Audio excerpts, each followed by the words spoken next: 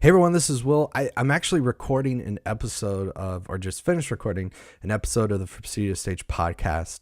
But I did something and I realized, okay, I don't think everyone knows that you could do this in Ableton. Actually, two things.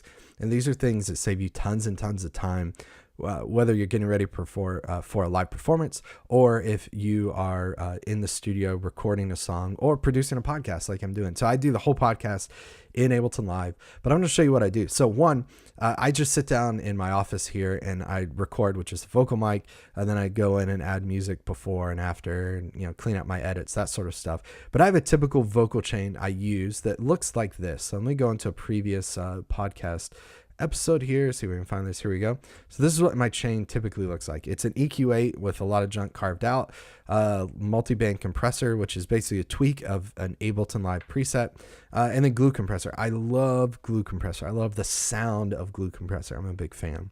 So what I typically do though, and finally did this today, it's something I've been meaning to do for a long time, is I typically record the podcast and then I go and grab the same vocal chain to drop it into my vocal. But what I have to do is go open a previous session, grab all these effects, and then drop these effects onto that vocal. Now, that's not the end of the world, right? It doesn't take tons of time, but I was reminded today, I'm like, I need to do this the right way. So let me show you two things. One, first thing I'm a big fan of doing is selecting groups of effects like this. And the way I do this is click on the last one, hold shift, click on the first one, and then do Command G. And what I did, we know Command G to be group, or Control G if you're on a PC.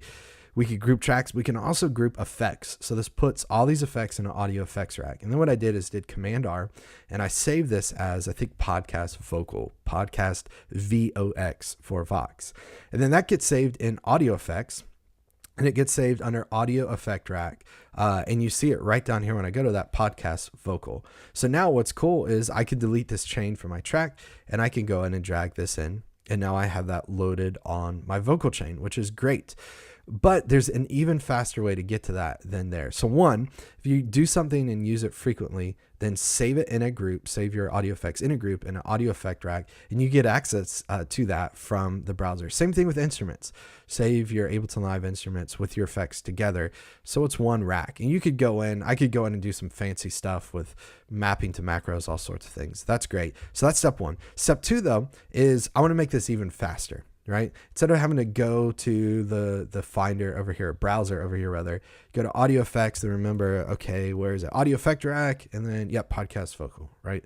That's a lot of steps. Here's how to speed this up even faster. Click on your track, hit Command F or Control F if you're on a PC. This allows you to search in the browser. Then I'm just going to type podcast, and I don't even have to spell the whole thing. Just start. I'm going to hit enter, and that's going to select those options. I'm just going to use the arrow key down to podcast vocal and hit return.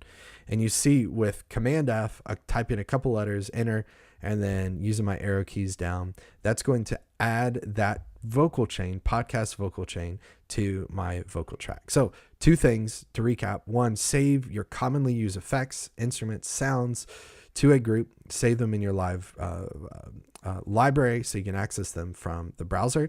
And then two, use Command F to search in browser, return, arrow keys, and then enter to add that to a track without lifting your fingers.